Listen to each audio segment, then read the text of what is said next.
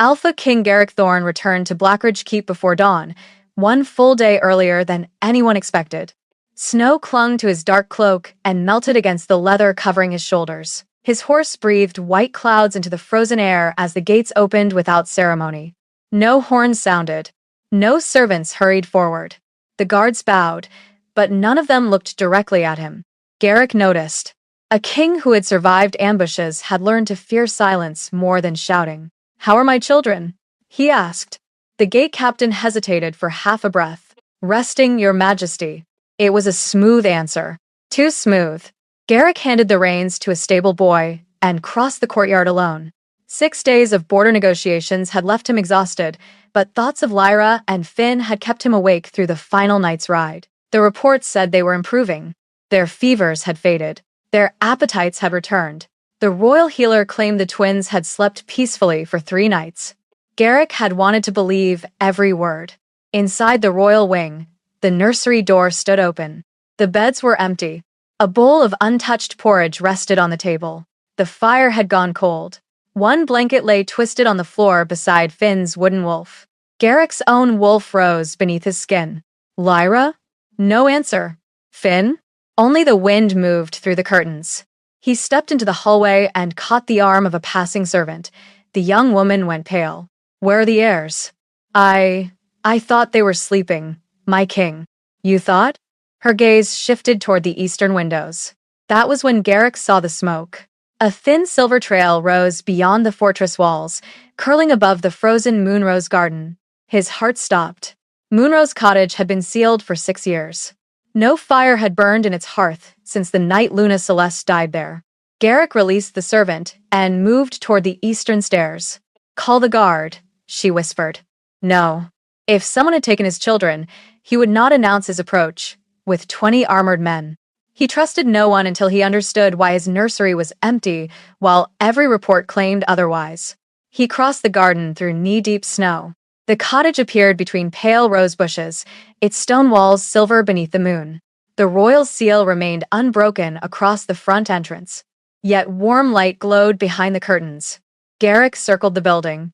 Fresh footprints led through the herb garden to the rear service door. They belonged to one adult wearing worn boots. Beside them ran the broad paw marks of Ashen, Celeste's silver guardian wolf. The rear door stood slightly open. Garrick drew his sword and entered. Warmth touched his face. The sight before him made the blade feel suddenly heavy. A young woman slept on the rug beside the fire. She wore a plain gray dress beneath a patched wool cloak. Her dark hair had fallen loose around her shoulders. One hand rested near an empty bowl. The other curved protectively around Finn.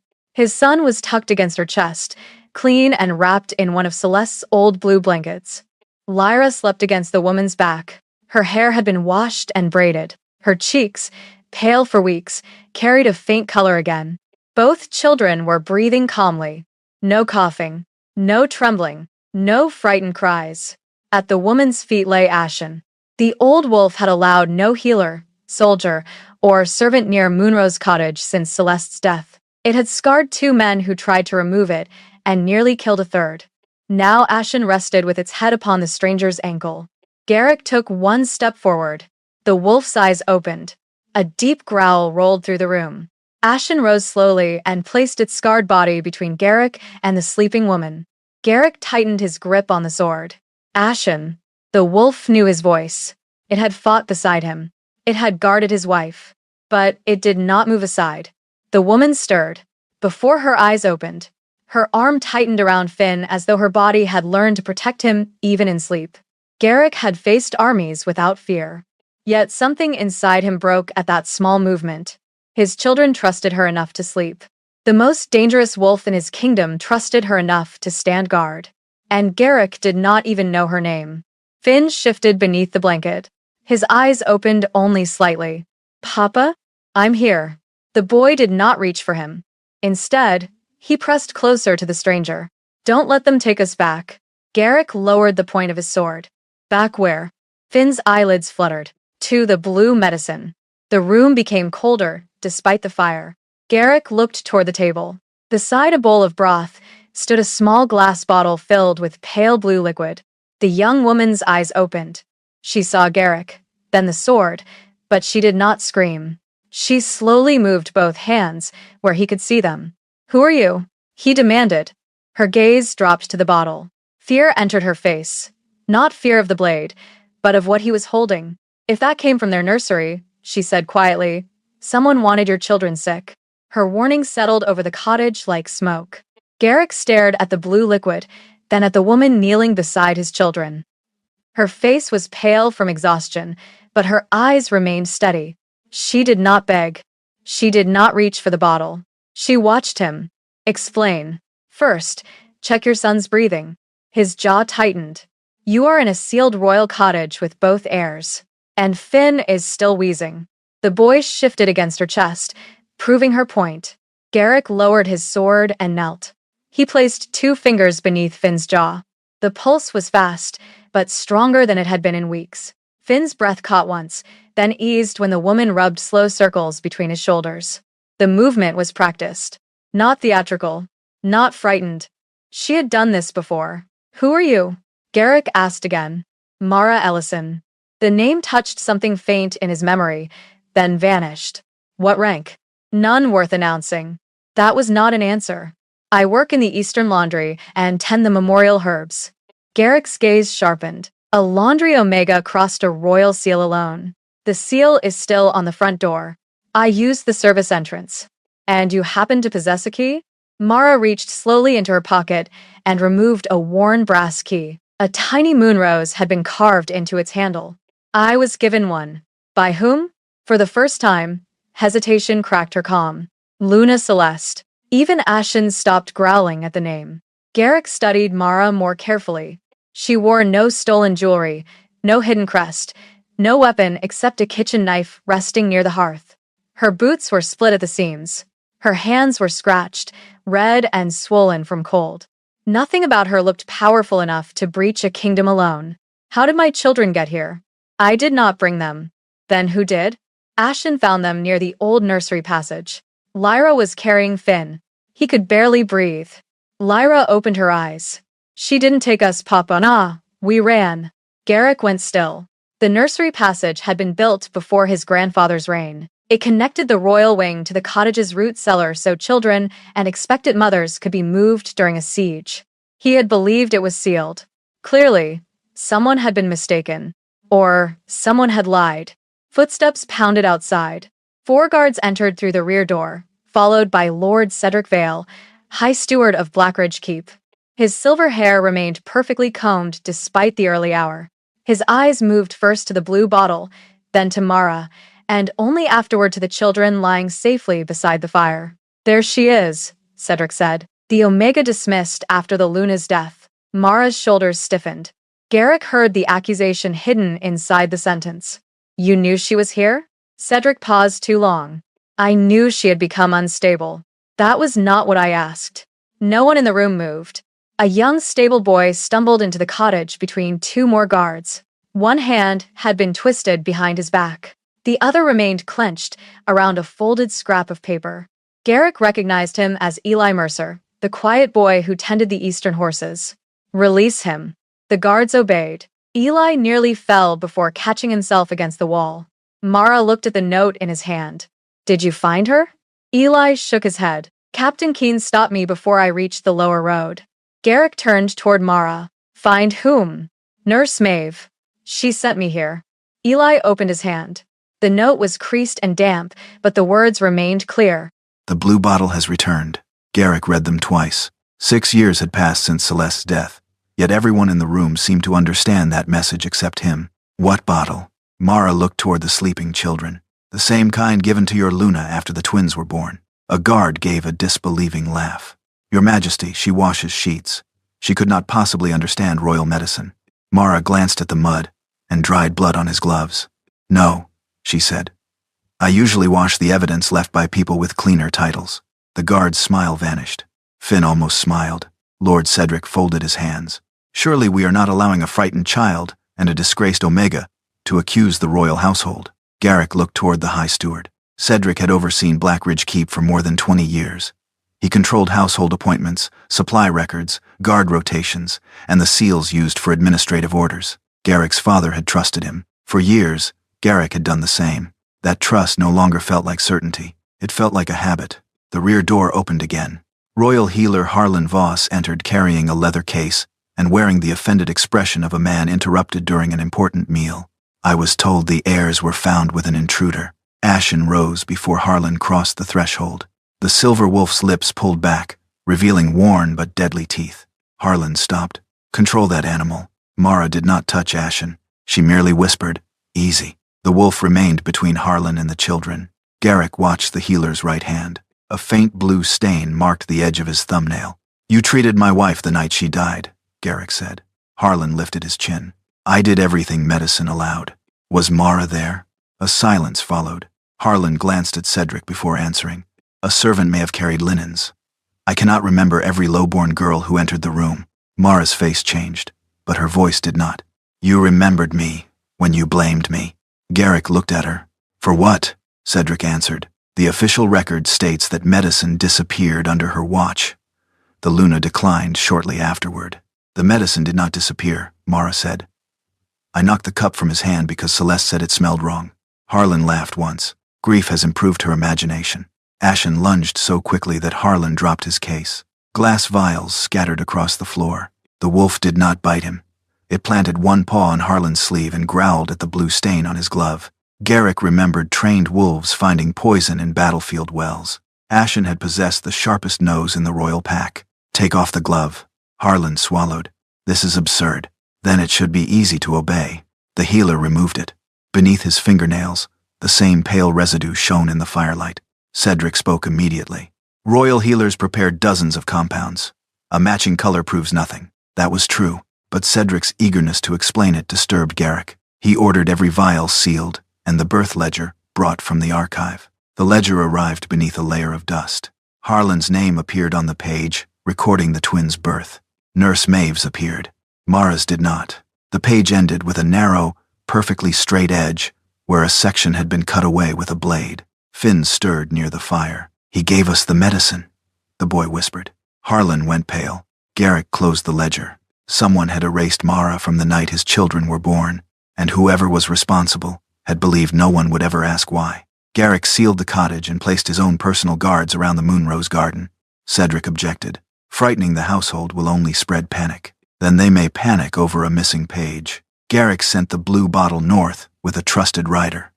It was delivered to Tessa Ward, a border healer who owed no loyalty to Blackridge's royal infirmary. Mara remained under watch. She did not complain. She washed Finn's hair, changed his damp shirt, and coaxed Lyra into eating broth one spoonful at a time. Garrick watched from the doorway. No spell passed between them. No hidden command. The children relaxed because Mara allowed them choices without judgment. Near sunset, Tessa arrived with snow in her dark hair and anger in her eyes. She tested the liquid before Garrick, using silverleaf, heated stone, and a strip of raw wool. The wool blackened. Ashen backed away with its ears flat. Tessa's expression became grave. "This contains moon silver in diluted form." Harlan spoke too quickly. "A stabilizing amount." Tessa looked at him. "A poisoning amount, repeated over time." She listed the effects: sleeplessness, panic, loss of appetite, weakened scent, failed shifts. Each symptom matched the reports Garrick had read. Each report had called those symptoms inherited moon sickness from Celeste's bloodline. Garrick felt the lie rearranging 6 years of grief inside him. Would stopping it explain their improvement? Tessa nodded. "Their bodies are clearing the metal. Warmth, water, food, sleep, and safety did the rest." Her gaze moved toward Mara. Whoever cared for them remembered what frightened healers often forget. Cedric's composure cracked for only a moment. The sample may have been altered after leaving the nursery. Garrick looked at Mara. "By a woman who asked me to have it tested?" Cedric said nothing. Outside, a sharp cry split the evening. A guard shouted. Ashen lunged toward the rear passage. The lower service panel burst inward. A masked figure rushed through the old coal corridor, seized the blue bottle from the table, and ran toward the maintenance tunnel beneath the kitchen. The corridor had not appeared on any recent floor plan. Mara knew it only because Celeste had once used it to bring in herbs without crossing the winter garden. She grabbed the iron ash shovel. She did not chase the intruder blindly. She threw a cloud of hot gray ash into the narrow opening. The man coughed and struck the wall. Garrick reached him, but the intruder slashed backward, tore free, and disappeared into the tunnel. A guard pursued. On the floor lay a black uniform button stamped with the crest of the household watch. Blue sealing wax clung beneath it. Mara knelt beside Finn as if the attack mattered less than his frightened breathing. Garrick closed his hand around the button. The household watch answered to Captain Bram Keene, but its schedules, equipment, and written orders passed through Cedric's office. When Garrick looked up, Cedric was already watching the wax. His face had become very still. That night, the children refused to return to the fortress. Garrick surprised everyone by agreeing. He remained inside the cottage while his personal guards watched every visible entrance, and 2 soldiers searched the maintenance tunnel. Lyra sat at the kitchen table, turning Mara's brass key between her fingers. "Mother hid things here," she said. Mara stopped stirring the broth. "What things?" "A sleeping book under the roses." Garrick remembered Celeste telling stories before the twins were old enough to understand words. She had called cupboards, caves, blankets, clouds, and ledgers sleeping books. Mara crossed to the kitchen floor. Moonrose tiles formed a faded circle beside the stove. She pressed the brass key into a small flower carved between 2 stones. Something clicked beneath them. Ashen rose and moved closer. Garrick lifted the loose board. A narrow compartment waited below, wrapped in oilcloth. Inside lay a leather ledger, 3 sealed letters, and a bundle of financial records tied with faded linen cord. Fresh scratches marked the wood around the hiding place. "Someone searched for this," Garrick said. "Someone who did not know where to press." Cedric had already returned to the fortress under discreet surveillance. Garrick had not arrested him. Not yet. 3 council elders relied on Cedric's money. Much of the household watch still followed orders carrying his office seal. A public accusation without every link in the chain could send accomplices fleeing, and the remaining evidence into a furnace. Garrick opened the ledger. The first pages recorded the twins' birth in Celeste's own hand. Lyra arrived shortly before midnight. Finn followed 7 minutes later, silent and blue. Beside his name, Celeste had written. Mara breathed for him until he remembered how. Garrick looked up. "You saved my son." Mara's eyes filled, but she did not look away. "I helped him stay." Finn lifted his head from the blankets. "Did Papa know?" Garrick could not answer. Lyra studied him with solemn disappointment. "You should read better reports." For one brief second, Mara's mouth almost curved. Then Garrick turned another page, and the warmth vanished. Celeste's pulse had remained steady after the delivery. Her bleeding had stopped. She had eaten broth, spoken clearly, and held both children.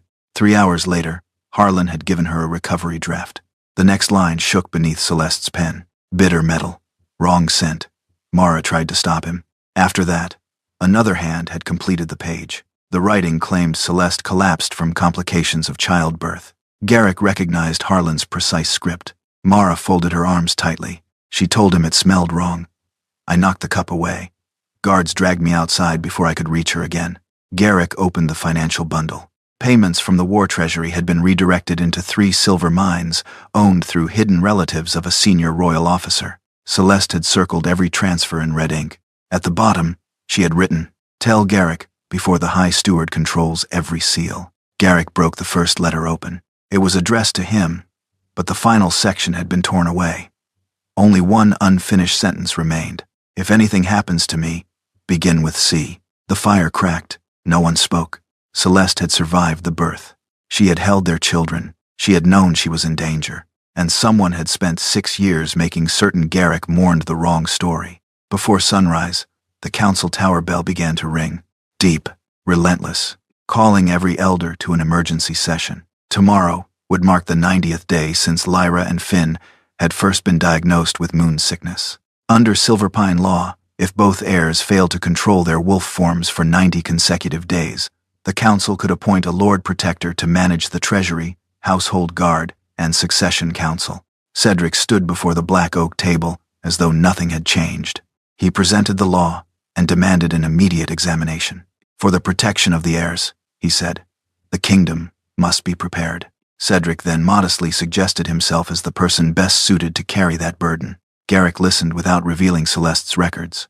Anger urged him to expose Cedric immediately, but anger had ruled enough of his life. 3 elders watched Cedric before speaking. 2 guards near the doors wore household crests, rather than the king's personal insignia. Parts of the council were not merely influenced, they were already owned. Garrick agreed to the examination. Then he named Tessa Ward as the only healer permitted to conduct it. Cedric's smile tightened. After the meeting, Garrick returned to Moonrose Cottage instead of his war room. Finn was struggling with a wooden puzzle near the hearth. Lyra sat stiffly while Mara brushed her hair. Garrick took the brush when Mara offered it. He held it like a dagger and pulled too hard. Lyra winced. "You're holding it like a sword." Mara examined the ribbon. "That explains why it looks frightened." Finn laughed, then coughed. Garrick knelt beside him and waited until the boy's breathing eased. Mara did not praise him for trying. "They do not need one perfect morning," she said. "They need to know you will return tomorrow." The words hurt because they were true. Garrick had confused providing protection with being present. His children had learned the difference before he did. That evening, he stayed for supper.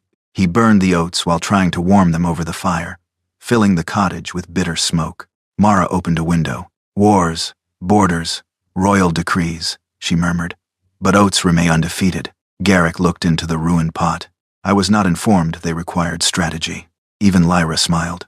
Later, while the children slept, Garrick repaired the broken wooden mobile Celeste had once hung above their cradle. Mara steadied the carved wolves while he tied thread through their backs.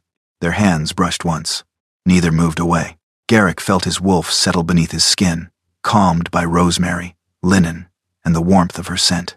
Peace had become so unfamiliar that he almost distrusted it. "Celeste wanted them to see wolves dancing before they learned wolves could fight," Mara said. Garrick tightened a knot. "I stopped coming here because every room accused me of leaving." "Rooms do not accuse," Mara replied.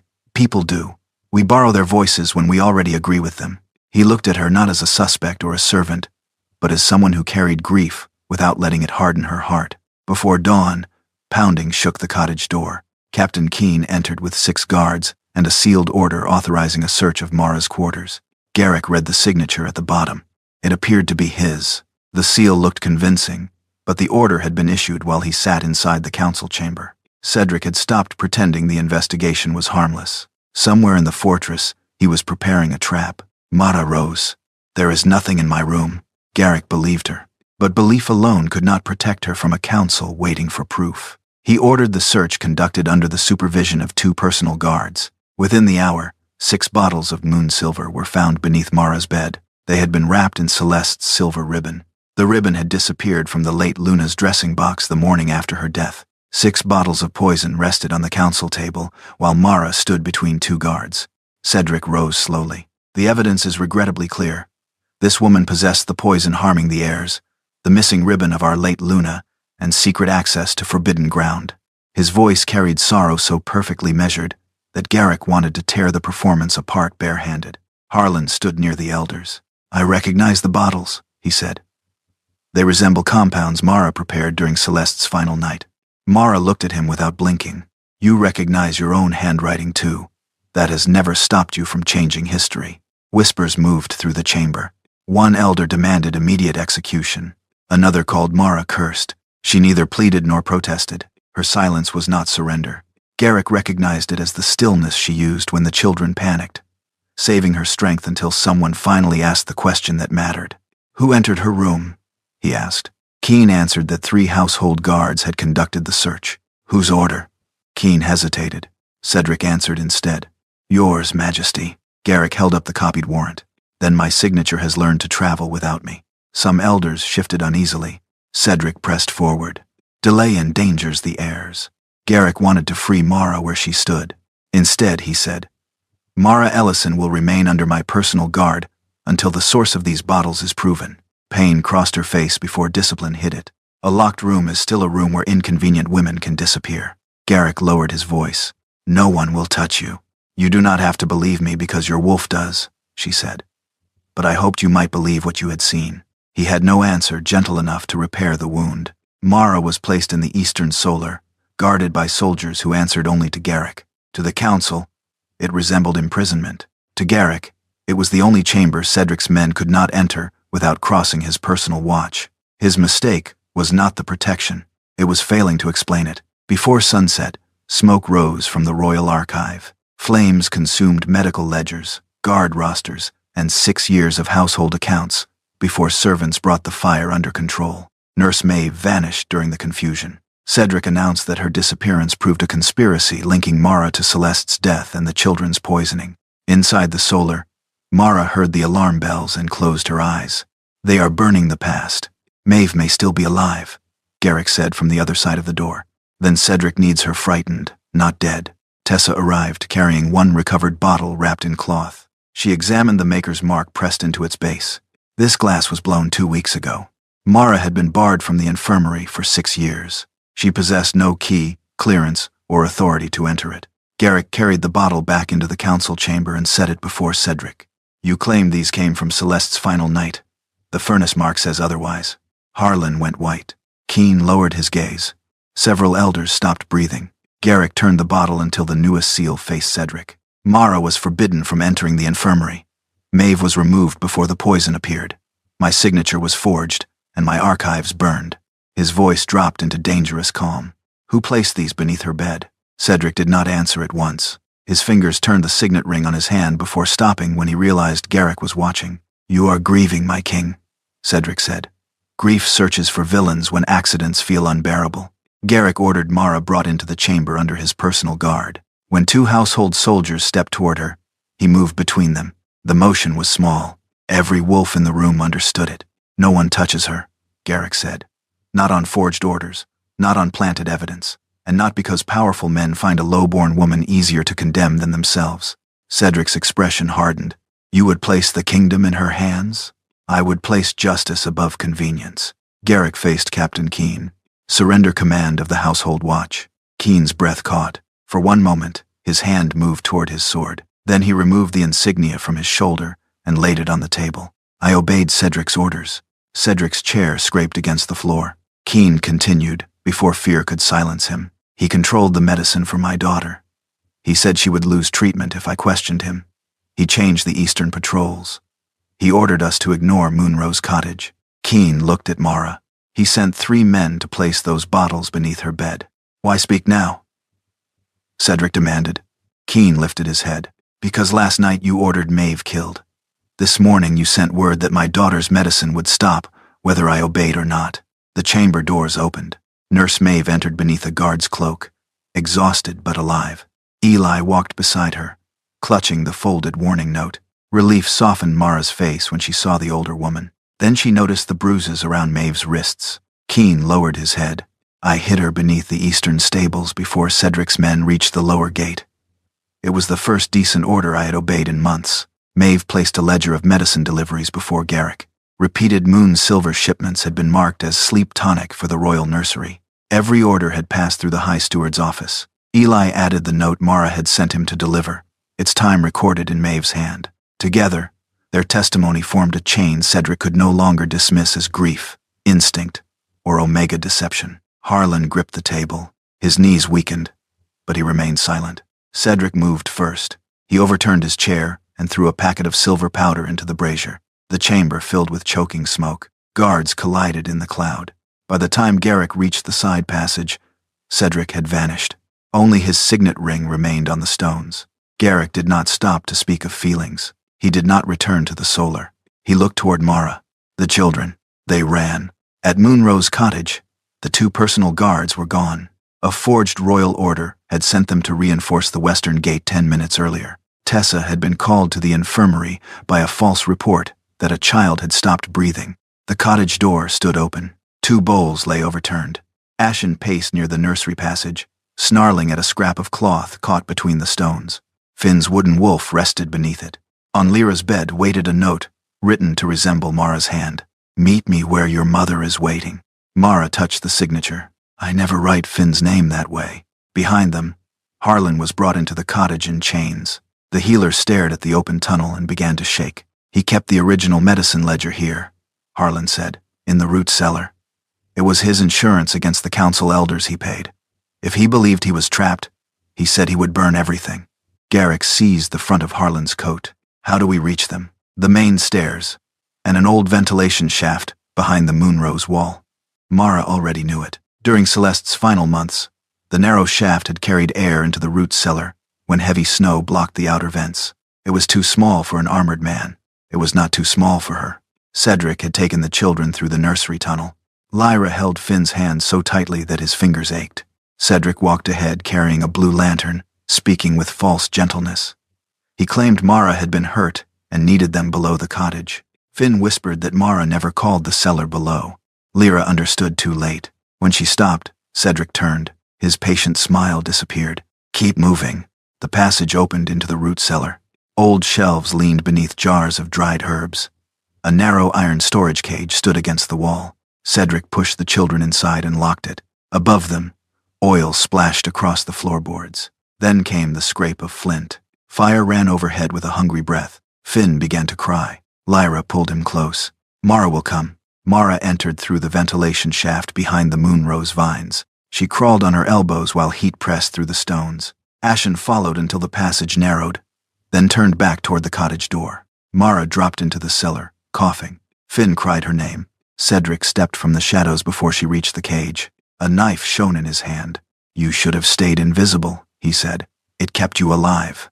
Mara did not rush him. She set down her lantern and opened both hands. Let the children go. Cedric laughed. Compassion again. You mistake it for power. Smoke began leaking through the ceiling. Mara noticed an iron key hanging from Cedric's belt. She also saw the old bell rope beside the storage shelves. Celeste had used it to summon servants during labor. Mara needed 3 steps. Cedric needed to look away once. She moved closer as though surrendering. Then she struck his wrist with the edge of her palm. The key fell. Mara kicked it beneath the cage. Lyra caught it with both hands. Cedric seized Mara by the shoulder and dragged her backward. Finn slammed both hands against the cage. Your growliness is coming. Cedric turned despite himself. Lyra pushed the key into the lock. Mara crossed the cellar, seized the bell rope, and pulled with all her strength. Iron thunder exploded above them. Cedric slashed her shoulder before she could pull again. Mara fell, but the bell had spoken. Outside, Ashen answered with a howl so powerful that the burning windows shook in their frames. Garrick heard the bell as flames burst through the roof. He ran toward the sound, ignoring the guards behind him. Ashen struck the front door until the hinges tore from the stone. Garrick entered through smoke and embers, his cloak across his mouth. Harlan, still chained between 2 guards, directed them toward the cellar stairs. A fallen beam blocked the entrance.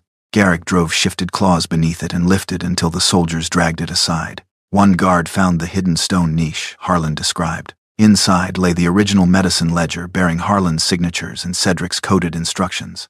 Harlan took it with shaking hands. Cedric saw him carrying it as Garrick descended into the cellar. You are going to kill me next, Harlan said. Cedric held Mara upright with the knife beneath her chin. Lyra had opened the cage. She and Finn crouched behind jars near the wall. Another step, Cedric warned, and she dies. Garrick stopped. His eyes moved from Mara's bleeding shoulder to his children. You poisoned Celeste. Cedric smiled. You made it easy. His voice sharpened with years of buried contempt. A king who lives at war leaves his home to men willing to rule it. Celeste found my accounts. Harlan gave her the draft. You closed this house, trusted my reports, and thanked me for protecting your grief. The confession came freely because Cedric believed the fire had sealed every exit. He believed Mara would bleed out, the children would die, Harlan would burn, and Garrick would be buried beneath the cottage he had feared entering for 6 years. He was wrong. Mara drove her heel onto Cedric's foot and twisted free. Garrick crossed the room before the knife fell. He struck Cedric against the stones. For one terrible second, Garrick could have followed the rage inside him. He could have finished the man who killed his wife and poisoned his children. Then the ceiling cracked. Finn screamed. Garrick turned away from vengeance. He lifted his son, pulled Lyra beneath his cloak, and reached for Mara. Ashen dragged her through the smoke, while soldiers seized Cedric and Harlan carried the ledger against his chest. They reached the snow as the cottage roof collapsed. Lyra opened Celeste's final letter with soot-stained hands. One line remained untouched by fire. If Garrick ever opens this house again, tell him, grief was never the lock. Fear was. Cedric demanded a private hearing. Garrick refused. 3 days later, the tribunal opened before the entire pack. The surviving ledgers, Harlan's confession, Maeve's testimony, Eli's note, Keen's account, the forged seals, the medicine orders, and the financial records were placed before the council. No single accusation condemned Cedric. The unbroken chain of choices he had made condemned him. Harlan admitted he had mixed moon silver into Celeste's recovery draft after Cedric threatened to expose an earlier medical death. He also confessed to weakening the twins under orders disguised as royal treatment. When asked why he had obeyed for 6 years, Harlan lowered his head. Because it became easier each time I was rewarded for being afraid. The chamber remained silent. It was not an excuse. Harlan's healer's mark was permanently revoked. He was sentenced to imprisonment for his part in Celeste's death and the poisoning of the heirs. His testimony spared him execution, but it did not erase what he had done. Captain Keene was stripped of command and barred from royal service. Because he had saved Maeve, surrendered evidence, and testified before the council, he was permitted to return to his family under supervision rather than face imprisonment. Cedric received no such mercy. He was stripped of title, land, seal, and council authority. His hidden mines were seized, and their profits were returned to the families whose wages and medicine he had stolen. Garrick sentenced him to lifelong imprisonment in Iron Pine Tower, where no clerk could alter his record, and no frightened servant could be forced into silence. "History will remember what you did," Garrick said, "not the version you paid men to write." Then Garrick called Mara forward. She entered the hall without borrowed jewels or royal colors. Her wounded shoulder remained bound beneath a simple gray dress. Some nobles still looked at her as though kindness were a trick they had not solved. Garrick opened the restored birth ledger. "Mara Ellison," he read, "attendant to Luna Celeste and lifesaver of both royal heirs." For once, no one dared erase her name. Mara turned toward the servants gathered along the walls. "I was not the only person threatened into silence. Do not build justice around my name alone." Garrick heard the lesson. He dissolved the office that had allowed one steward to control guards, medicine, food, and records. No royal healer could prescribe for an heir without a second independent signature. Servants and caregivers were given a protected path to report directly to the crown. Guard rotations could no longer be changed by one office. The royal seal was divided between 3 keepers. Moonrose Cottage could not be saved. Its roof fell before dawn, leaving blackened stone beneath the roses. Garrick expected Mara to avoid the ruins. Instead, she returned each morning with Lyra and Finn. They recovered Celeste's iron bell, one carved cradle wolf, and Ashen's scorched sleeping blanket. Grief was no longer treated as a room to lock. It became work they completed together, stone by patient stone. Weeks after the tribunal, Garrick found Mara standing alone in the Moonrose garden. "I owe you an apology," he said. "You owe several people one." A faint smile touched his face. "I began with the children. Good. And the Eastern Solar." Her expression changed. "I believed I was protecting you," he said, "but I did not trust you enough to explain what I was doing."